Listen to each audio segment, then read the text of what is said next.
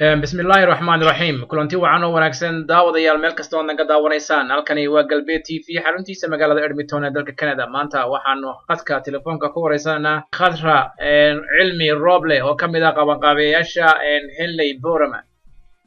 Khadra waxaan rabnaa inaan ka wareysano halka ay wax u marayaan iyo qabanqaabada halka ay u marayso iyo sida ay ugu diyaar garoobeen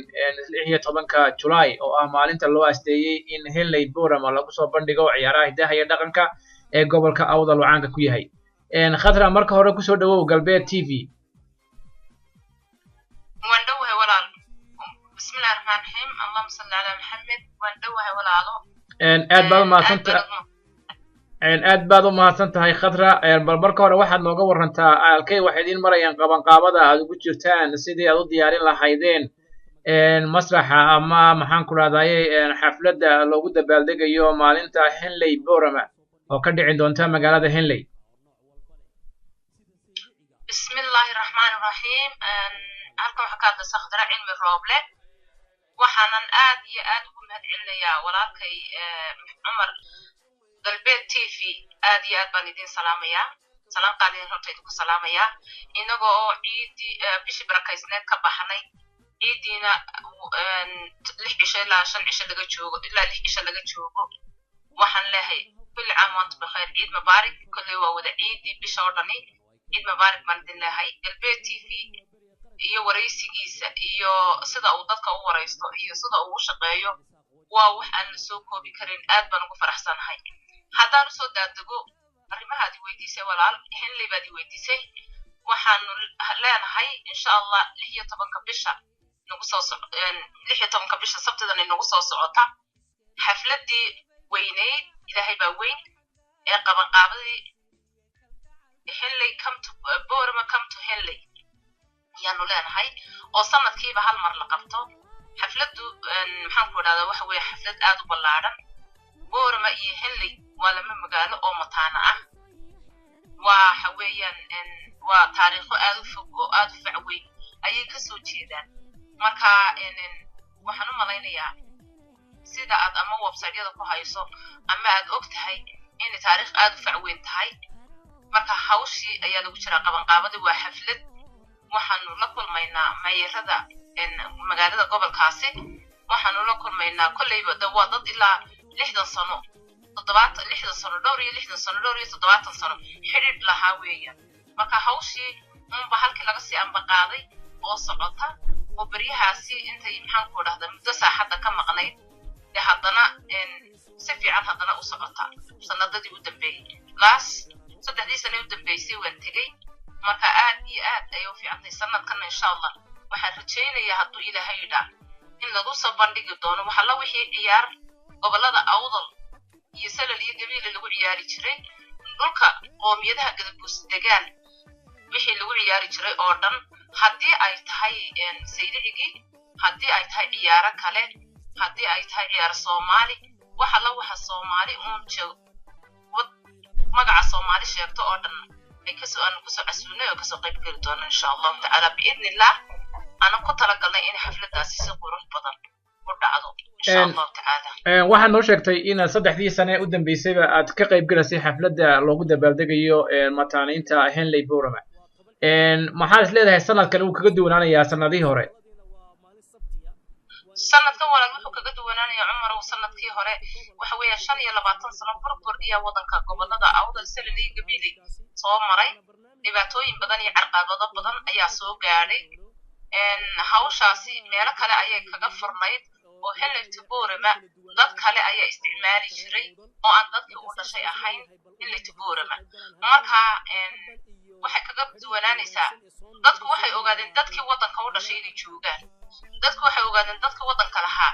ee Borama ka soo jeeday inay meesha joogaan marka xiisa gaara iyo firfircooni gaara ayaa dadkii siisay ilaahay baan noo soo fudaydiyay waxa ay noo dalabtay oo ay maxaan ku raahdaa fiisiyowga u diyaarisay wixii fanaanin awdal iyo salal iyo gabiil ka soo jeeday ee qoomiyada Galbeed ku abtirsanayay waxay u diyaarisay meeyarka ugu weyn ee ilaahay baa weyn maxaan ku raahdaa maanta Borama meeyarka ka marka waxyaabo badan oo la taaban karo ayay noo diyaarisay ilaahay baa mahad leh annaguna qabanqaabadii iyo xafladii iyo se u dhacaysay iyo habsamidii inaan isku dubaridno oo si qurux badan noogu dhacdo ayaanu rajaynaynaa marka waa wax iyaga xiise aad u gaara u samaysay xiise aad u weyn u samaysay annaguna aad aan ugu faraxnay ananu doonayno dee jiritaankii 70 sano dhowr iyo 70 sano sida waxyaabaha la taaban karo waxaa ka mid ah odayadii usoo dagaalamay ingiriiska oo wixii noolaa maxaan ku dhahdaa la maalgeliyo sida dhakhtarada wixii la siinayo maaragtay maxaan ku dhahdaa pension dhakhtarka waxyaaba badan ay ka caawiso iminkana insha allah biidnillahi tacaala biidnillahi kariim waxaan doonaynaa in awlaadaydu barato oo ay xidhiirkani noo socdo oo aan sanadada dambe xilli sida u dhan tahay gurta booraba insha allah biidnillah ayaa kasoo qayb gelaya marre awdan unba hawsha qabanqaabada iyo maxaan ku dhahdaa dabaaldega iskale mise dad kale ayaad ku casuunteen sida maxaan ku dhahdaa soomaalida Ethiopia maxaan ku dhahdaa Soomaaliya iyo deegaanada waqooyiga Soomaaliya ha walaalo waxa kasoo qayb gelaya Soomaalida u dhan tahay way kasoo qayb gelayaan walaal maaha wax ku kooban Soomaalida gobolada u dhalatay oo kaliya kama soo qayb gelayaan annagu qabanqaabadan wadnaa haddaan gobolada awda sanad iyo gabiile dadka ka soo jeedo maxaan ku dhahdaa waxa weeye dad xadaarad aad u fog leh dad ilbaxnimo aad u fog leh dad maaragtay qaarniyo waxyaabahan oo dhan ku soo jiray marka walaal waxa kasoo qayb gelaya ummadda shanta Soomaaliyeed oo dhan ayaa kasoo qayb gelaya insha allah biidnillah waxaan ku tala jirnaa inay sida ugu dhaqsiyo badan waxaan ku tala jirnaa inay maxaan ku dhahdaa si habsami aad u socota ay noogu hagaagto insha allah ay u shaqayso xilli tuboora insha allah waxaan kula gudiyay Khadra bal waxaad nooga warantaa dadka ku nool dalka Ingiriiska ee ka soo jeeda gobolada Awdal iyo Salal iyo Gabiley ama guud ahaan waqooyiga Soomaaliya qabanqaabada sidee uga soo qayb galayaan waa dadka ka soo jeeda gobolada Awdal Salal iyo Gabiley wadanka ku abtirsada arrinkan la wado waa dad aad ugu heelan waa dad waa dad kula dhaganugul waa dad jecel isku duubnida iyo xadaarada iyo ilbaxnimada ay wadato iyo xambaarsan tahay waa dad maxaan ku dhahdaa aan la soo koobi karin shucuurtooda waa dad maxaan ku dhahdaa dadka wadanka ayna soo casuumay si fiican oo maxaan ku dhahdaa raganimo ku jirto waa maxaan ku dhahdaa allah nooga sii siyaadiye u soo dhaweeyay dhalinyar aad u firfircoon oo maasha allah aan ku fadhiisanay iyo odayaal duqeyho aad u taliso cuqaalo caqli badan intaba walaal waan leenahay marka insha allah waxaan rajeynayaa inay waxba jeerjeersamin hadduu allah yiraahdo waa maxay sababta Henley Boorama muhiimadda ugu weyn ee idin leedahay idinka dadkii Awdal wala Henley Boorama waxa weeyaan dadku horta ummaddu hadday xadaaradeed leeyihiin oo ay mataana ahaayeen oo ay wada shaqayn lahaayeen oo ay muddana saaxadda ku kala maqnaayeen waxa aad u qurux badan in la ogaado xidhiidhkii walaaltinimo ee ka dhaxeeyay in la ogaado dadkii halkaa ka soo shaqeeyay oo soo halgamay ee wadankan Ingiriiska u soo dagaalamay ama uu ka soo qabtay iyo dadkii halkaa joogay ee waaga caawin jiray waxa imiga for example haddaan ku soo gaagaabiyo waxa imiga la kulmi doonaa insha allah ninkii dhowr iyo 60 sano ka hor Boorama leydka u soo geliyay oo nool baanu arki doonaa insha allah waxaanu arki doonaa dadka maxaan ku dhahdaa dadkii ku soo deeqay ama dee markaa dadka dagaalkii labaad ee second world war iyo first world war waxa la wixii dee dadka dhulka ka soo jeeda ee dhulka wax ku noqday dadka ku fargareeya pension kale waad fahmi kartaa dhakhtaradoo kale wax u qabta ayaan imka arki doonaa insha allah marka waa dad xadaarad leh waa dad connected leh waa dad together ah insha allah marka waa wax aan la siideyn karin waa wax la xafidan waa waxa iyaguna ay og yihiin oo muddada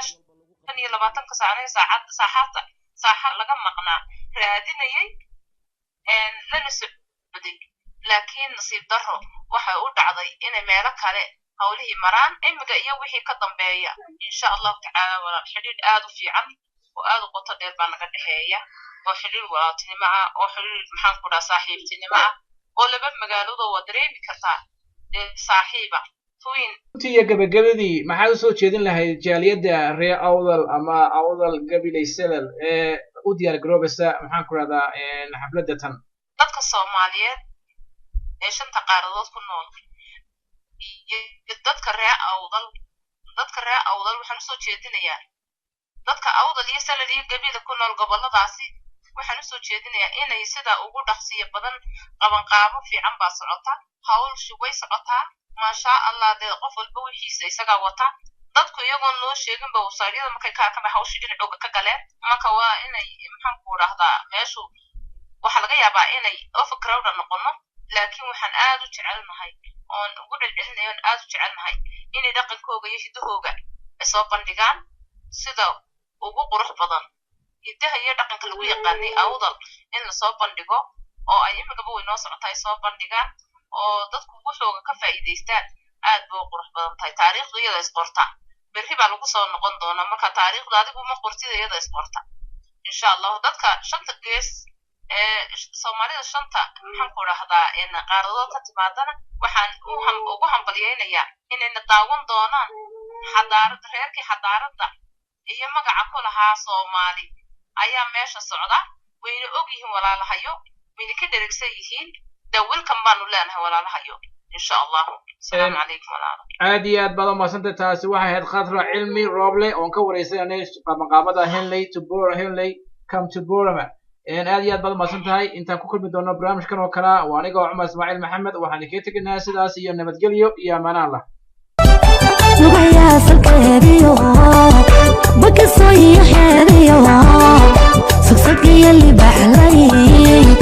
قربت درد شيديو قلتي لسنجني صبر دكاغو هرو مع المسيجو قلتي هاوكي قلبي يفسد قيمه لها دوما مدو قادر فيها وحقوق قياسا رحصة بحيسو ضروري قريسو صدقا سوكالي ديغان وقبتي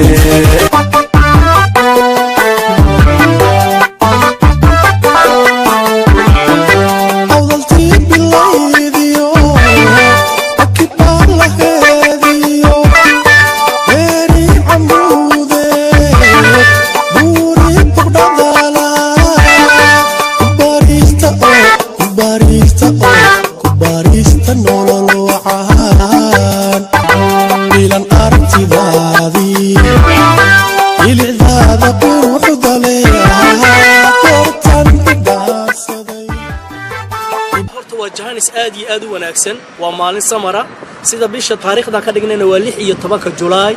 ciidii marka waa la ciiday waa 10 cisho ka bacdi ciida marka dadku fasaxna wayna haystaan iskooladiina waa maalin sabtiya waana suuqulkuna uu xiran yahay marka dadka waxaan leeyahay dadka gobolka iyo dadka af Soomaaliga ku hadlo dhanba inay ka soo qayb galaan barnaamijkaasi waana barnaamij aad u qurux badan oo hidiyo dhaqanka la ciyaari doono la tababarayo gabdho iyo wiilal oo ciyaari kala duwanaa ee dhaqanka dadka reer awdal marka saasaan isleeyahay bal ummadba ha ka soo qayb galaan hanana farxadan iyo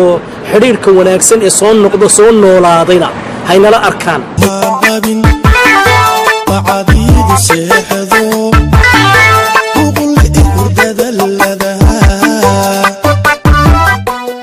barnaamijkan oo ah barnaamij sanad walba lagu qabtay magaalada Henley kaas oo ay ku soo bandhigaan dadka reer adal waxyaabaha hidiya dhaqanka ay u leeyihiin hadaba haddii aad boqortooyo ahayd adsa ay ka baydhar rabbi mar unbuu ku bidhaashaaye balanteenu waa 6 iyo 10 Juulaay sanadkan aynu ku jirnay ee 2016 iyo Henley